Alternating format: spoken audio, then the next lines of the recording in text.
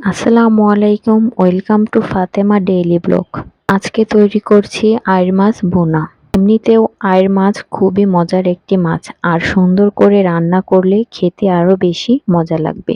তাই চলুন দেখে নিই আইড় মাছ রান্নার সহজ রেসিপি। রান্না করতে এইখানে আমি যে উপকরণগুলো নিয়েছি, এখানে আছে একটি মাঝারি আকারের আইড় মাছের পিসগুলো, যেগুলো আমি আগে থেকেই ধুয়ে মশলা দিয়ে মাখিয়ে নিয়েছি। আর নিয়েছি কাঁচামরিচ আর ১ কাপ পরিমাণ পেঁয়াজ কুচি। প্রথমেই একটি ফ্রাই প্যানে পরিমাণ মতো তেল দিয়ে নেব। তেলটা গরম হলেই দিয়ে দেব মাখিয়ে রাখা আইড় মাছের পিসগুলো। এখানে আপনারা আইড় মাছগুলো না ভেজেও রান্না করতে পারেন। আমি এখানে আইড় মাছের পিসগুলো হালকা করে ভেজে নেব।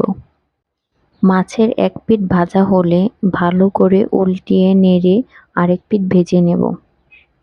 আইড় মাছে যেহেতু কাঁটা থাকে না, তাই ছোট বড় সবাই আইড় মাছ খেতে খুবই পছন্দ করে। আমার মাছ ভাজা হয়ে গেছে, এখন আমি নামিয়ে নেব। এখন মাছ ভাজার তেলেই দিয়ে দেব আগে থেকে কাটা ১ কাপ পরিমাণ পেঁয়াজ কুচি। আইড় মাছ রান্না করতে পেঁয়াজ কুচিটা একটু বেশি লাগে। পেঁয়াজ কুচিটা বেশি হলে রান্নাটাও মজা হয়। এখন আমি পেঁয়াজ কুচিগুলো নেড়ে হালকা লাল করে ভেজে নেব। আমার পেঁয়াজ কুচিগুলো ভাজা হলে দিয়ে দেব একে একে অন্যান্য মশলার মিশ্রণগুলো। দিয়ে দেব হাফ চামচ লবণ, হাফ চামচ হলুদের গুঁড়ো, হাফ চামচ মরিচের গুঁড়ো এবং হাফ চামচ ধনিয়া গুঁড়ো। মশলার মিশ্রণগুলো দেওয়ার পর দিয়ে দিব হাফ কাপ পরিমাণ পানি। এখন ভালো করে নেড়ে মশলার মিশ্রণগুলো পেঁয়াজ কুচির সাথে কষিয়ে নেব। এখানে টমেটো কুচিও ব্যবহার করা যায়, এতে রান্নার ফ্লেভার ও কালার দুটোই খুব ভালো আসে।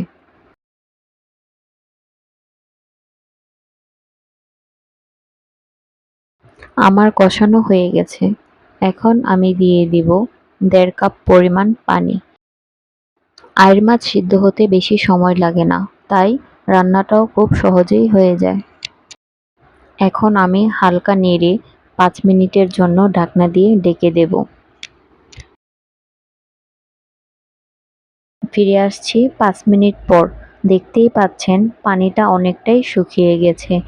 এখন ভালো করে নেড়ে দিয়ে দেব আগে থেকে ভেজে রাখা আইড় মাছের টুকরোগুলো। মাছগুলো দেওয়া হলে এখন হালকা নেড়ে মাছগুলো উল্টিয়ে পাল্টিয়ে নেব, যাতে মশলার মিশ্রণগুলো ভালো করে মাছের ভিতরে ঢোকে। ভালো করে নেড়ে এখন ৫ মিনিটের জন্য ঢাকনা দিয়ে ঢেকে দেব।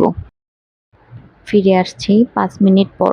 দেখতেই পাচ্ছেন তরকারির ঝোলটা অনেকটাই শুকিয়ে গেছে। এখন আমি চুলার আঁচটা লো হিটে রেখে আবারও ৫ মিনিটের জন্য ঢাকনা দিয়ে ঢেকে দেব।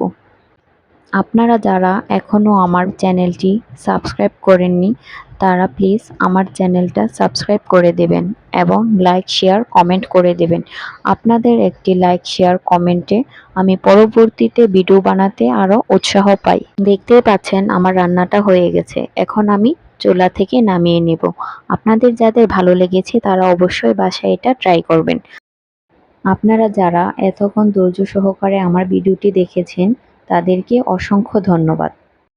আজকে এই পর্যন্তই থাকছে, দেখা হবে অন্য ব্লগে। আসসালামু আলাইকুম।